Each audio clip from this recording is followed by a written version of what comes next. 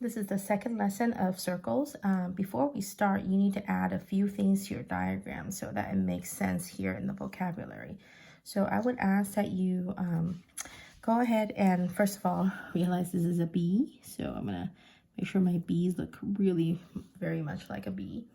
And then there's this D out here. So I'm just gonna mark a point here and say, hey, that's D, all right? And then to make the first one a little bit more accessible, you want to draw a cross and add another point E. It'll make the notes a little bit better.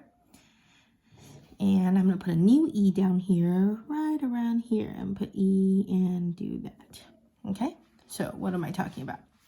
So what is a minor arc? Minor arc AB is talking about this piece right here, okay? Is equal to the measure of the central angle ACB. That means if ACB measures 60 degrees, this arc is also going to measure 60 degrees. So if the angle is in the middle, the arc is exactly the same. The arc measure is also measured in degrees. What are semicircles? Well, BAE with a giant arc on top, that's a semicircle. Or you can go another way around, BDE with the arc. If you say BE, it works too, because we know that in order to go to E, you must go through D. So BE works, but I just want to show you that there are many ways to talk about semicircles and the arcs in terms of naming them. In general, a minor arc is less than 180 degrees, and you use 2 letters to represent it.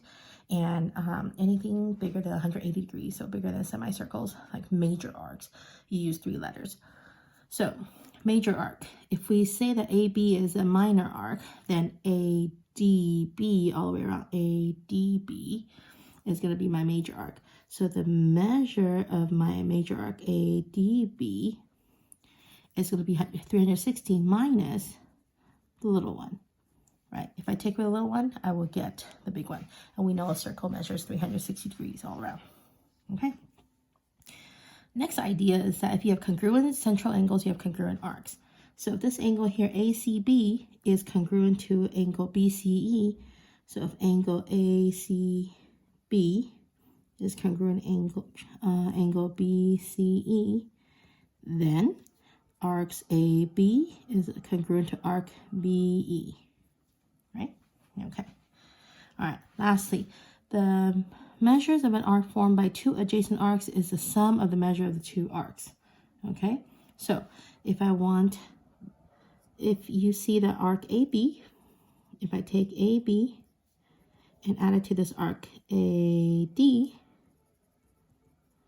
I really get the measure of the big arc BAD.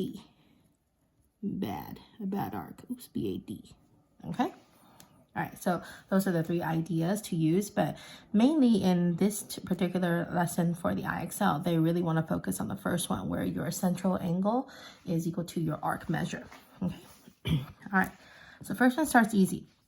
It says, what is the measure of angle HGJ? Where is angle HGJ? HGJ, so they want this angle right here. Well, I got 150 here, I got 150 here, and I know that the whole thing must measure 360 because it's a circle. So 150 and 150 is 300. Take away 300 from 360. My angle here is 60 degrees. So the measure of angle HGJ is 60 degrees. All right, now let's apply a little algebra. What is the value of x? Well, I see that this angle is x plus 16, this angle is x plus 43, this angle is x plus 73. I know all together they must add up to 360. So I'm going to add them all up. I have, well, you can add them up horizontally or vertically. In this case, because they all have x's and they all have a number, so I'm just going to add them vertically. So x plus 16, x plus 73, x plus 43, all together must equal to 360. So it gives me 3 x's plus, let's add the numbers. 16 plus 73 plus 43, that's 132. Okay, so algebra says subtract 132 from both sides.